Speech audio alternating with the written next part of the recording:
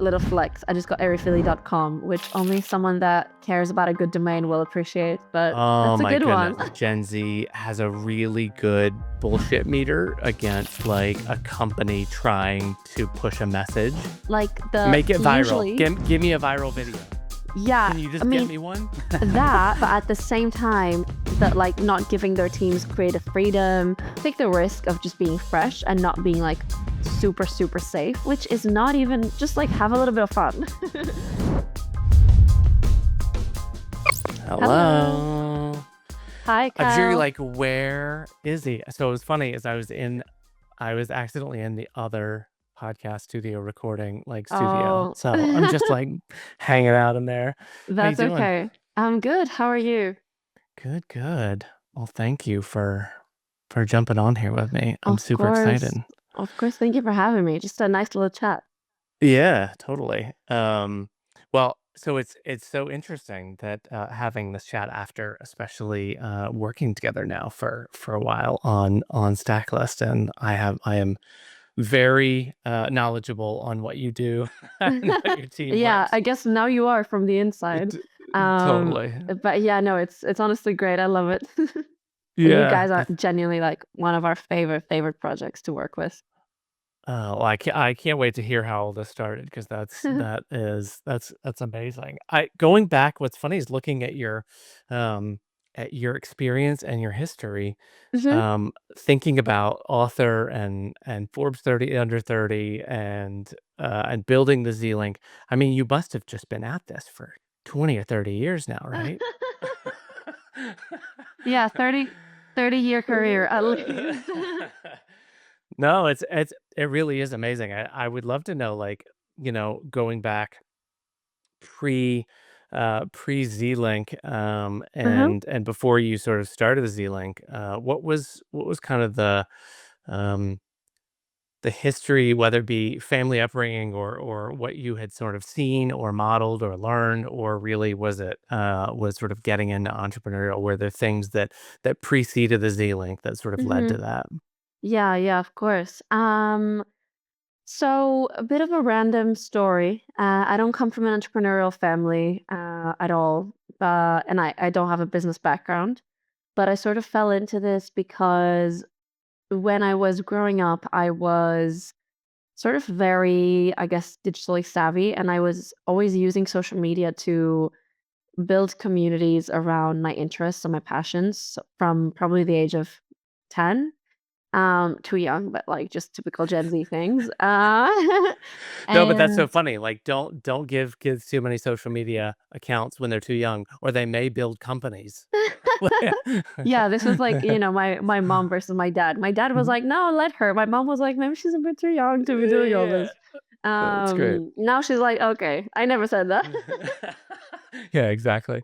So yeah, I was sort of doing that a lot, and I learned just as a hobby how to grow social media pages here and there. I was sort of like that 13-year-old with 15,000 followers on Twitter and stuff, just like talking about whatever. I don't know what. Yeah. And so I didn't know that was like an industry or a job, but I went to university to study art history and digital media just because never really knew what I wanted to do, kind of just studied what I would enjoy. And while at university, I was working part-time jobs, doing social media for companies because it was just, the easiest way for me to make money. I was already qualified, like I knew how to do that, and they were always looking. And then when I was 19, I think, turning 20, I ended up randomly sort of falling into a rabbit hole that showed me that a lot of companies were, well, first of all, a lot of research was just rising about Gen Z and what Gen Z wants to see in the world and like what Gen Z is doing and like what is this generation, like mysterious generation up to. And all of the companies that were hiring me for social media were doing so because they wanted like a young social media specialist to help them communicate with their young audience. So I basically did some research and I saw that no one was really targeting that, like helping companies that wanted to engage Gen Z, like companies that were doing cool things but didn't necessarily have the knowledge and the young people around them to communicate what they're doing with young people and do it efficiently. So I decided I would start a social media agency that would focus on Gen Z and have a fully Gen Z team.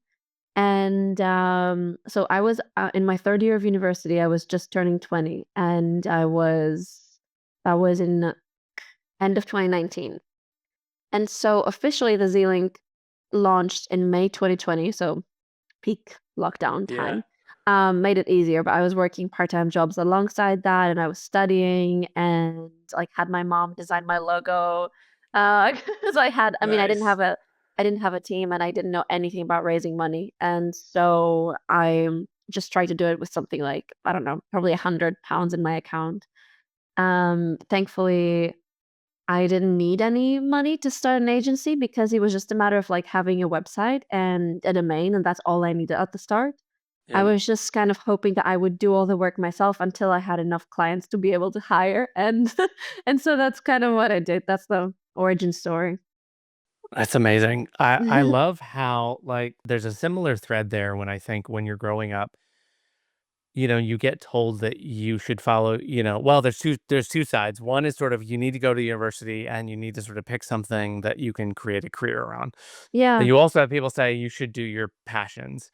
I feel like you and I are sort of similar in that way that, like, I started on computers and I started, like, messing around with, like, websites in early 2000, and I started doing it, and I sort of had this moment when I figured out how I could sell them, and that yeah. someone would pay you 5 or 10 grand for a website, and so that wasn't my passion, but I did sort of find that it was just something that came easy and natural and And there's also had a demand. and there's demand. So that was kinda like, okay, it wasn't about finding something that I was super passionate about, like, nature photography or whatever, and then I have to, like, go make this work. It was almost what is on the surface that you're really Yeah. sort of good at and that you can sort of do, and it doesn't take you a long time to sort of learn it, and then immediately figuring out how to translate that into providing something for someone else Mhm. and running with that for a bit, Yeah. which is similar to what you did. Yeah, yeah, yeah, very similar. So you kind of just fall into this, and in my case, it ended up just showing me that I could be very creative through this and sort of build my career in a much more free and fun way than I thought I would have been possible Mhm. with my background. And so, yeah, that was just kind of like happily unexpected. Yeah. Do you feel like Gen Z, one of the things that's different about Gen Z is I'm sort of mentally putting together in my mind what I think of as sort of you go back and watch like Mad Men era, right? Where it's sort of like is smoke, it's good for you, whatever. And then we sort of go through the 80s and 90s with like Burger King and Wendy's and like and all these sort of commercials that are like really trying to sort of get you. It's very corporate and it's very like I'm trying to sort of evoke an emotion for you. Do hmm you feel like it's just that Gen Z has a really good bullshit meter against like a company trying to push a message and that is what's different? I think definitely we do just because I guess like being the first generation to grow up so immersed in social media and the internet and the first generation of actual digital natives kind Mhm. of naturally gives you that filter or that kind of radar because I guess you're exposed to so much information and so many people competing for your attention that it's easier to tell when something's being inauthentic. And especially now, like when Mhm. social media is so oversaturated and everyone is just doing a million things and trying to push a million different messages and sell things, it's just much harder to stand out with a Gen Z audience because you need to be doing something either truly different or just truly like genuine. Like not just Mhm. trying to sell, but like telling a story that's engaging or providing some sort of value, educational or entertaining, or just something beyond immediate sales. So yeah, I think it's a lot of that. Yeah. I almost wonder too, not just social, but think about like the first kind of season of Road Rules or Real World or what was considered reality TV when it actually was probably the most authentic reality because like Yeah. it really was just cameras capturing people. But then once that formula got sort of crystallized, all you have to do is throw champagne glasses at each other and like storm out. Like you just have to make sure that you hit all these beats. Then you Yeah. have all of what came on as like, Real World season 12 and sort of like Desperate Housewives, or like the Real Housewives of Orange County or whatever. Like after a while, you really see that they're just playing into the formula and they're just hitting all the right beats. And so we've also sort of learned that like even things like that that are considered reality or are sort of shot in such a way that like you're serving it to me, but I can see the strings that you're sort of pulling, Exactly. then it becomes, even more of that filter of what is actually truly authentic. I think it happened with influencers too, right? Is that the early Yeah. influencers of who we sort of consider of like a Lindsay Lohan or a Kim Kardashian, the early versions of that felt very sort of authentic to who they kind of were from a personality perspective. But then you kind of bleed into this like what I also consider is you have UGC creators that also will do lots and lots and lots and lots and lots of sort of like, I love everything about all the time. You know what I mean? And you sort of start to feel like, are you actually using this? Are you not using it? And Yeah. and so so really getting to true authenticity is the thing, I think. Does that feel like it's right for Gen Z is just 100%. trying to hit true authenticity? 1,000%. And the tricky thing with that is that a lot of that comes from just like letting people be creative and do their thing. But most brands have processes that don't allow that. And they're still catching up with what it's like doing social media in a way that engages with people. And we just find that the biggest barrier to brands being able to do anything authentic online is that sort of um like the Make it viral. usually Give me a viral video. yeah, Can you I just get mean me one? that, but at the same time, that like not giving their teams creative freedom or just the freedom to experiment and have fun with ideas and try new things and like take the risk of just being fresh and not being like super super safe, which is not even like, it's not even just like have a little bit of fun. Yeah. Well, and And be open to mini lawsuits on something that are not gonna destroy your brand, but are also like, is it Nutter Butter? Who was the recent one on TikTok that who was like who's got that wild out there, like, account? that's not a butter. No, oh my gosh, and everybody's talking about Nutter Butter, and it's going all over the Yeah. place, and it's kind of like because you're just watching this thing being like, "Are you unhinged?" But But it also, Yeah. like, that gets passed around, and it's like, do I look at a pack of Nutter Butter now and think, "I'm not eating those. That is a crazy brand. I would never," like, I am so not touching that. Yeah. yeah. It No, of no, it course makes it not. more All fun. it does is like, well, when you're marketing just a product that has a million competitors in every market, you just have to stand out in a different way. And I guess that's what they're understanding. They're just like, okay, we're just gonna do something no one else is doing. Yes, because it's unhinged. But in their case, it works. So and at the same time, that is why we really love working with you and the Stacklist team because just a little plug in your own podcast for you guys, but, This episode brought to you by by Stacklist.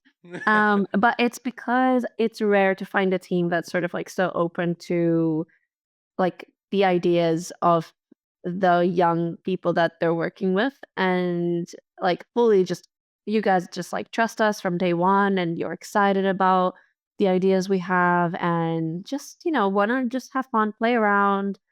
It's more rare than you would think. So, I think that's a great culture to have in a company as well that you're building. So that's definitely great. I almost feel like though that it's going to have to go this way. If I think of even if you go to look at Slack's Reddit, like it's totally different than you see Slack out in the world, but like being okay, just having it be sort of like adopting a bit to the Reddit community. But but I think the brands are gonna have to be they're gonna have to be able to evolve and not like the whole idea of having like the Coke brand is you think of what it was, especially in the sort of like it's this crystallized thing that is sort of set and settled. There's a brand book. Don't break away from this. Like you got to stay Yeah. within the lanes, How much can and you do with everything. that? Yeah, totally, and you get sort of Mhm. set, but then you get settled into this, like, what I think of as kind of like a Walmart or Target's great now, but also Target has sort of settled into this place where I imagine they say, "We found a good running rhythm. Don't mess with it. Stay on it." And what happens Yeah. is then 6 months, 8 months, 2 years, 5 years, you get complacent and just staying in that and trying to, like, block everything out. You can't reinvent yourself like, I'm just making this up, but like a Snapchat being like, "Throw everything away, let's start over again from scratch." And you're like, Yeah. which really that reinvention, can be just huge in the authenticity. Mhm. Exactly, exactly. It's just about, like, having space to evolve, and, with a lot of the big brands, it's really, really hard to do that. Which means that it's easier for whoever has, like, a young team or just a team that's more willing taking risks to stand out. Totally, and then you end up getting when you have the people who are willing to take risks or who come on the scene, you sort of get that old, like I think it's Procter& and Gamble that has Gillette. You have this sort of Gillette brand that sort of only experiments within a small little sort of, like, space. Yeah. And so now it's like we've added rubber to the handle. Would you like this one or whatever? And then Harry's comes along and just Yeah. goes, "Whatever." And then it's like, they're like, "Where did they come from?" Yeah, they Yeah. just, and so, but being able to reinvent yourself like that on a regular basis is probably gonna be key. Yeah, I like that. That's a big one. Mhm. How, like by the way, plug for the Z Link. I think one of the things that I'm most impressed on that I love more than anything is being coming from agency life, and being in the biggest agencies out there to the small boutique ones and everything, above and beyond is I think it's getting a little better about how you engage an external team to come in and work with your brand. Mhm. Usually, we had the periods where it was very formal. We all sat around a sort of an oak boardroom, right? And it was nice to meet you. And we have muffins and we have drinks or whatever. And we sort of talk Yeah. about it and we write it all up. And then we sort of like, we have one person that comes and visits the office once a week or whatever it is. That Uh-huh. old way of working was just like it was so slow and you just waste so much time. I love how basically when we agreed to work together, you and your team just got into Slack and like day one, we're like, give us this, give us that, give us this. We gave you access, you got in, you started like making content and just Yeah. basically kind of like immediately became part of the team. And I think that is so great the way that I'm you glad do to that. hear it. Yeah, I'm glad to hear it. We definitely wanna work fast and efficiently, and it's just the best way, and we wanna integrate with your team, like, as seamlessly as possible so that it doesn't feel like, an external partner as much as, like, just a growth partner in general, that we can just kind of work with you guys in whatever way works best at any given time to make sure that we can help you with everything that we can provide. And so when it's a good team fit, it's fun for us, like it's the best. Well, think about how slow and how long it takes to actually start learning what works. If I have to authorize you into a SharePoint and then you have to come in and like onboard all your people, we've got to have discussions about how this is going to work. Are we going to use Mhm. Asana? Then we start putting backlog items. You know what I mean? Like it just like Yeah. we're all sort of wasting so much time versus Uh-huh. you all just come in and you start like doing content and see what happens and what works like on day two is I don't know, I just love it, by the way, so Thank don't you. change that. That's so good to hear. Thank you. Always great to hear because I know that our team loves working with Stacklist. Yeah. Well, so tell me, like, when was I wanna know, like, the week before or the day of, like, around that period where you were like, "Okay, I'm gonna register a domain name. I'm gonna, like, Uh-huh. I wanna do a Yeah. thing." Your mom helps with the logo, like, what was that sort of period into the first, say, month or so like? So I think it probably spent like maybe 4 months like preparing, which I mean a bit too long. But what did I know? And so I set up a landing page that I designed, very average one. um, I spent a lot of time just looking for a domain name and like a general name that was just SEO friendly and whatever, and Mhm. set up some social media accounts. And I did a lot of research to see how to structure an agency because I had never worked at an agency and I had no idea.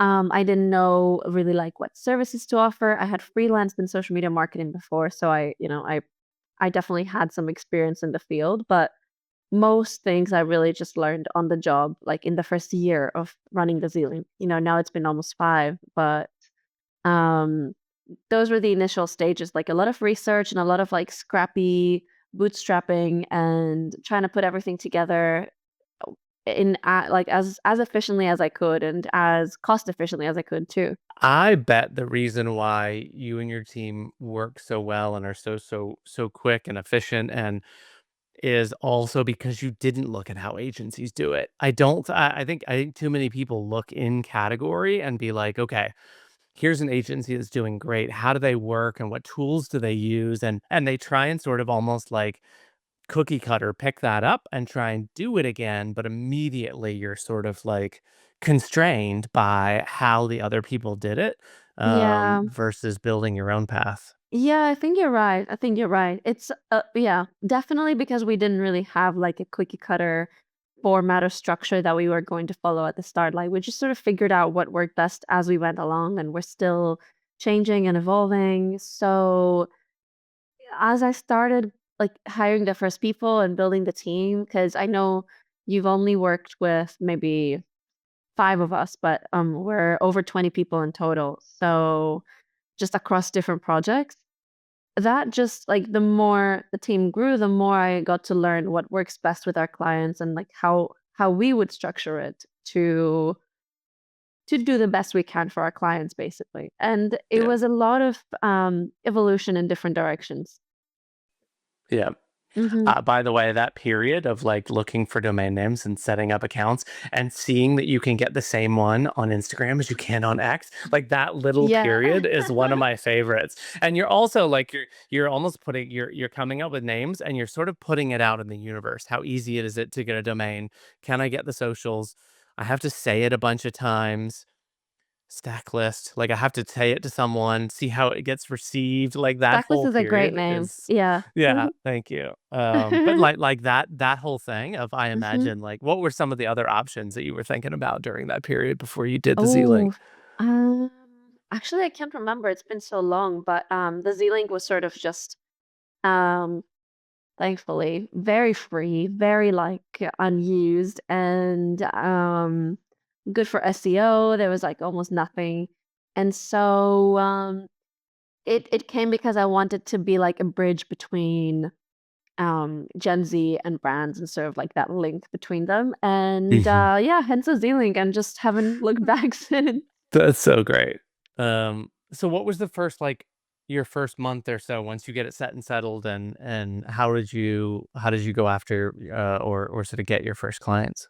Yeah, so what I did was at the very start, I really just posted about the Z-Link on my Twitter and my LinkedIn and I think Instagram, and I was just like, "Look, I'm starting this if anyone cares."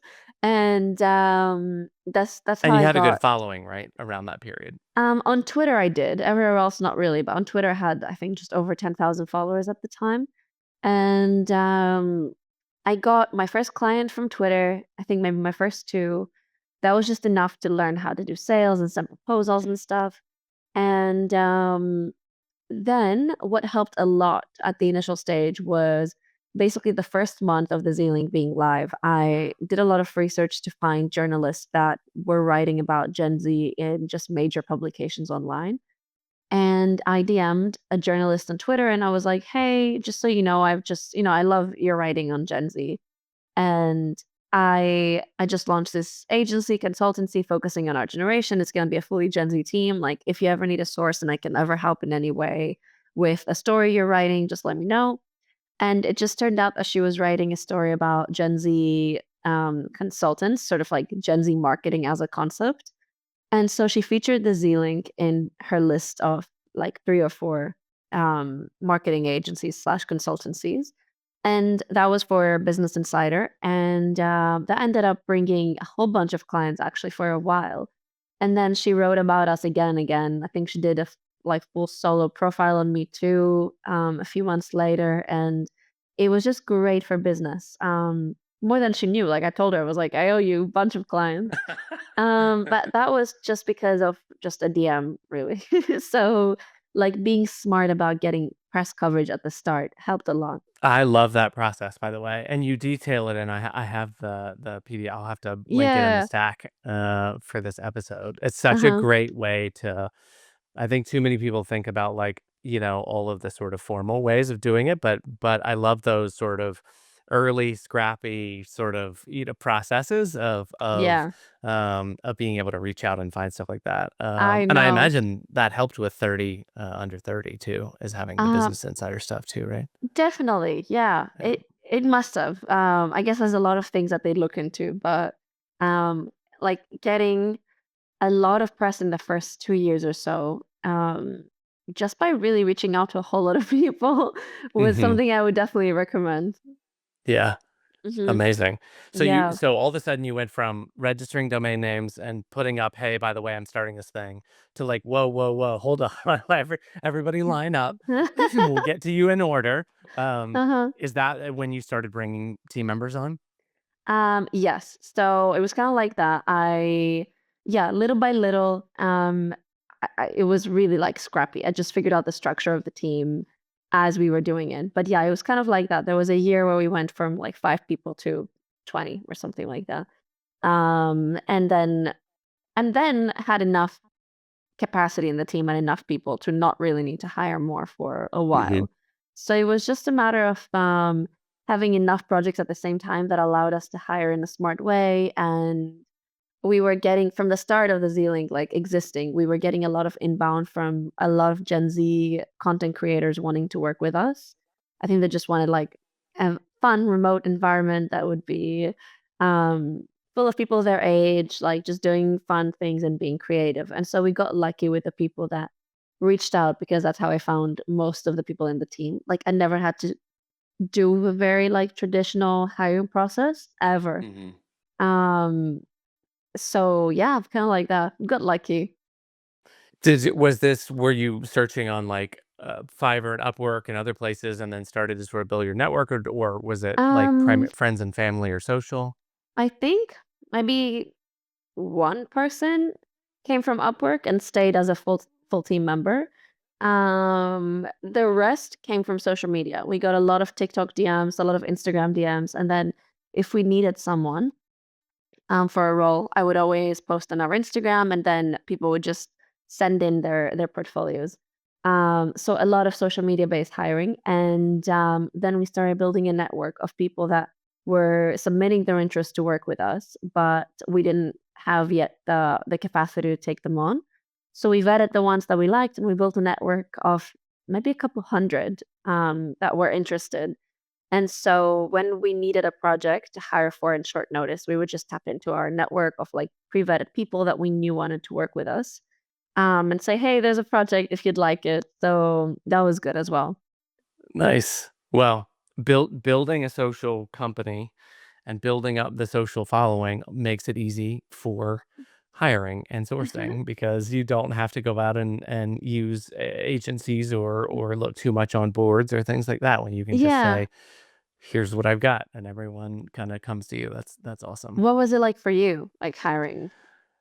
I started. I've sort of run development and design and operation teams for in agencies for a long time. So I sort of Uh-huh. did the hiring and sourcing and for me, I started this as a side project and I our current developer who builds our browser extensions, I connected with on Upwork was like, I have a thing and I made the worst crude site like um wireframes for how it should look.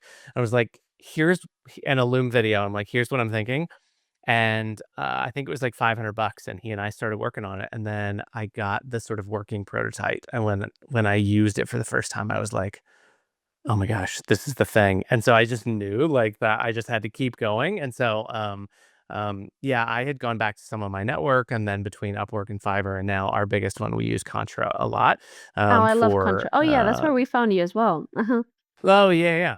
Yeah. And so, like, but I think what's so interesting now is so different than it was obviously 10 or 15 years ago, is being able to find specialists for small little things that you can start to put this together, that it doesn't have to be 1 or 1 to 10, that it can end Yeah, up being, a lot of little sort of specialty things to sort of patch that in until you need to sort of bring on more full-time people. exactly. Yeah. Exactly, and our ads manager that you have worked with, he's the best.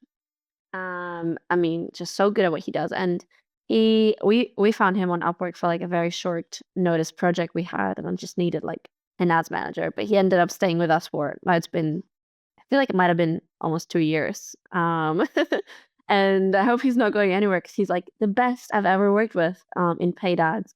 So it's just, like, sometimes you get lucky, you find someone that's a specialist for something you just need on the spot, and then you're like, "Wait, actually, you're great. How about you stay with our team?" Yeah, totally. That's how, Martina and I got connected through Gun.io, Mhm. which, Teja was actually the first guest on this podcast. Is the first candidate, first interview was Martina, who's now our co-founder and CTO. And like from that first interview, and she was even not going to do it. She was like, I'm not going to do this interview. It's not, it's fine. I'll just skip it. But she did it. And now like, the rest is history. So, but yeah, early team building is quite a thing. Yeah, And yeah. figuring out how to sort of structure it right. Well, you're lucky that you have a good co-founder and you guys work really well together. Yeah. Yeah, Mm. she's the magician. Yeah, Um, of course. well, I really love, like I love the way that you and your team sort of approach the authenticity and the creation, and I love the last hero video is just so much fun, to be able to share those, and to tell the story, because sometimes it's hard also as a founder in the early days when you're still trying to figure out what it is that like, and I'm okay not knowing, like, you're basically uncovering what the vision is, and you're sort of Yeah, defining it, solidifying, but have someone else come in and sort of, tell that story, and Jack's just so good at that also. he is amazing at that. Yeah, Uh, it's so nice to see the thing that you're kind of like wandering in the woods trying to like define, and have someone else show you a video like that is just amazing. I know, it is amazing, and that's why now Jack works across, like, a number of projects because we figure out that if we do hero videos for all of our clients, we didn't used to, but now that, like, Jack is so good at making these and they're more storytelling focused, and yeah, they take, like, multiple days for one video, but it's like, um, I think that it's just really nice to have campaign assets that sort of stand alone really well and tell the brand story and that you can use just for ages for whatever kind of thing that you need. So yeah, I think it's nice. And I think I don't know if hero video is like a real term or it's just something that we use, but it just makes sense. Yeah. Well, it's all encapsulating. It's not just one sort of day in the life or a slice or whatever. It sort of tells Yeah. that story. But to tell that story in 1 minute is so great. I also think that, like, for me, it works so well because founder-led stories, I think, are so closely tied to authenticity, that you're really seeing this thing being built, and you're going through that process with someone, Yeah. versus the idea that we sort of start Stacklist, and on day 1, we sort of act like this is like a fully formed brand, and that it can Yeah. stand on its own like Coca-Cola or Nike or Delta or Well, whatever, you have to, that yeah. but no, but to not sort of act like it is that all of that is formed, and just tell the story of like, I had this idea and I'm trying to get it out there, and what do you think of it, and how would Yeah, you use it? Um, is so useful, because that hero video, like, we can use it for the brand, but I also post it on just like with stuff with friends and family and whatever, to exactly. Yeah. to sell that story, which is so great. Yeah, yeah, that's Um, really nice. It's just easy to I mean, people it's the same kind of thing that you would post on LinkedIn, but people just respond well to seeing it on video, really. yeah. Totally. Mhm. Yeah. Where do you see, like, do you see a lot of, or do you work with a lot of kind of founder-led, companies? Yeah, yeah, very much so. Yeah, we work with a lot of companies similar to your vibe, sort of early stage startups, consumer apps, like founder led. And we love that because audiences want to see the founder story as well and just the side of who's behind the brand or the story behind it. And it's usually easier to do that with startups when you're working directly with the founders than with, huge global brands. So we do love doing that and sort of getting to know the founders and see how we can tell their story in a way that's just engaging and fun. Hmm. Hmm. It's funny, you even see that now with, companies like you don't see it as much, I think, in what were bigger companies back in the day with, like, Microsoft or Nike or whatever that just sort of present themselves primarily as, Uh-huh. I feel like Steve Jobs was one of the first early ones, right? Where everyone was sort of, he was the face, and it was very much he was sort of like, showing this journey, but Beehive is a good example of I think Tyler and Beehive, I think they're in their Series B or Series D, like, they're pretty far down the Big. path of Uh-huh. fundraising and all those sort of things, and most of the emails still come from Tyler, and it's primarily, like, I think his account that's like, "Here's where we're taking this thing, here's where we're going," and, Yeah. but you connect with I would connect with Tyler and him telling that story and his team more than I would the MailChimp chimp. Of course. Yeah. Right?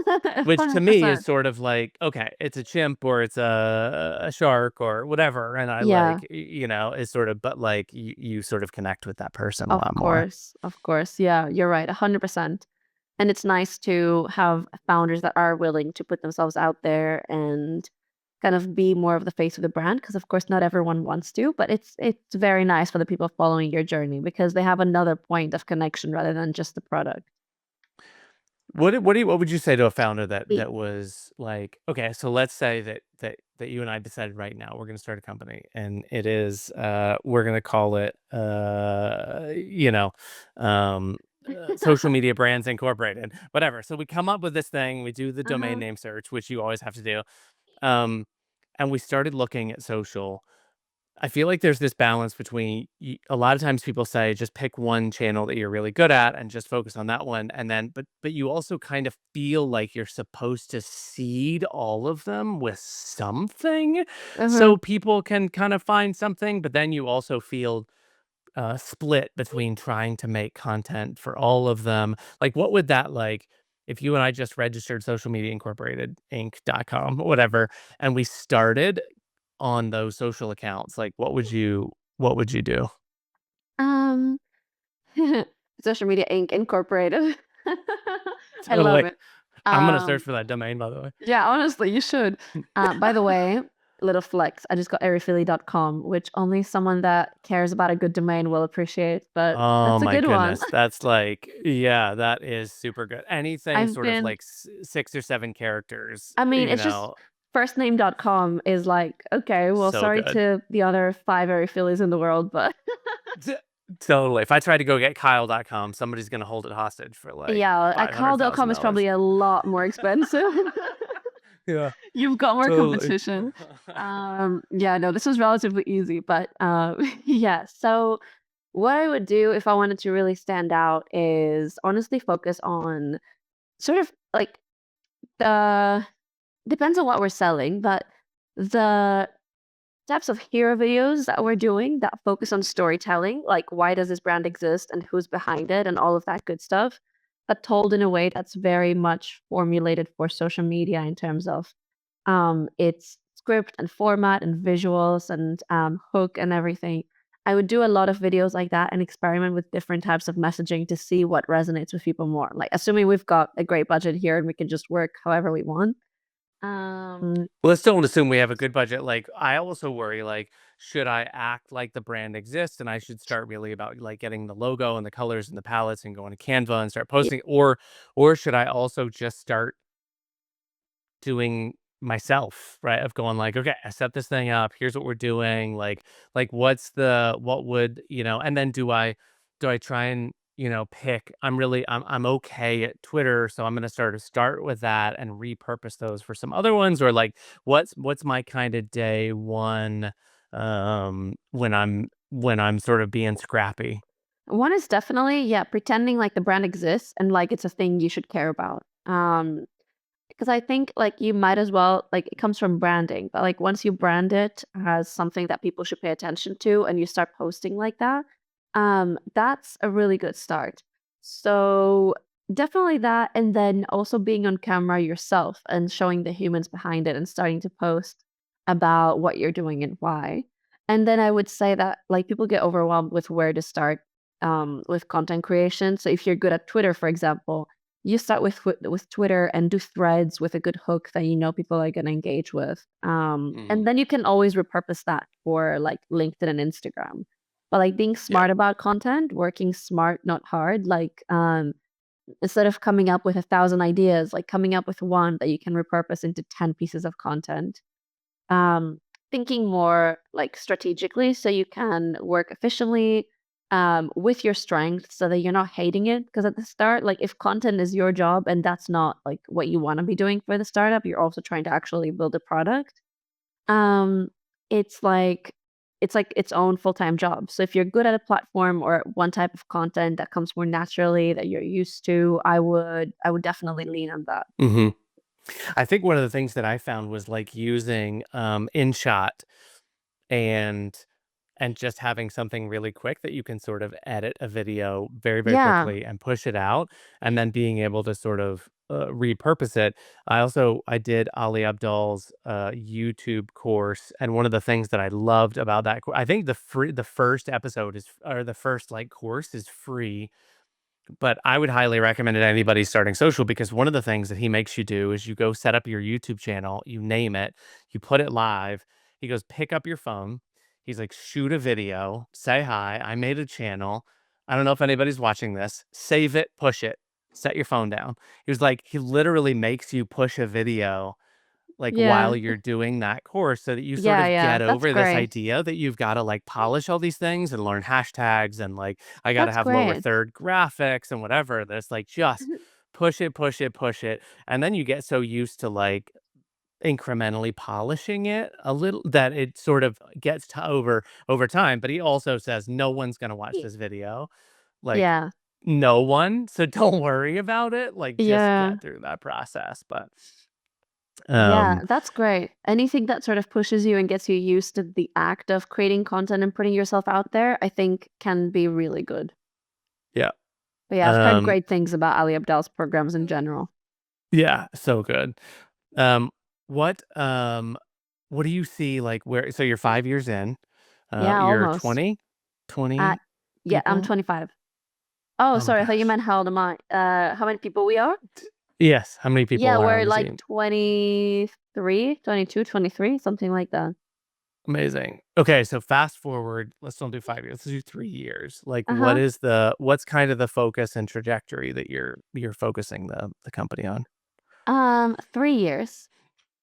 I would say the ideal and what we're heading towards is, we started just as a social media agency and we've grown to be a lot more than that and be a market research firm as well, consultancy, do a lot of different things. And what I love the most and feels quite like a natural fit for us is doing more of like what a creative agency does, like just more rather than just limiting ourselves to social media, being able to do wider campaigns and creative strategy and creative direction for brands is what I am personally most passionate about and what I know my team is great at as well. Um, so yeah, we're heading in that direction. So being able to be creative for larger campaigns and think outside the box beyond social media too to see what we Mhm. can do to tell a story. That's very interesting to me. So yeah. So, and let me see if all right, so here's your turn. This episode brought to you by the Z Link. So if we were to say like right now, if I as a startup founder, I start a company, I've got a little bit of traction, I've got a product that people can sort of see or do, or maybe it's just before that, I would engage you and say, can you help me with like TikTok and Instagram and sort of starting to tell that story and starting to authentically get this messaging out there? Then you come in and your team and you sort of land, expand, and start putting that content out there so that I don't have to figure that out. That's like step Yeah. one, right? Mhm. Um, but then the expansion would be, okay, now we've done stuff together. I think I want to start doing stuff at South by Southwest, or I'm going to go to TechCrunch. Like, what should I do? Is that also sort of Y the expansion on whether it be like event based or sort of how to tell the story and what those sort of executions could look like? A little bit, yeah, yeah, a little bit.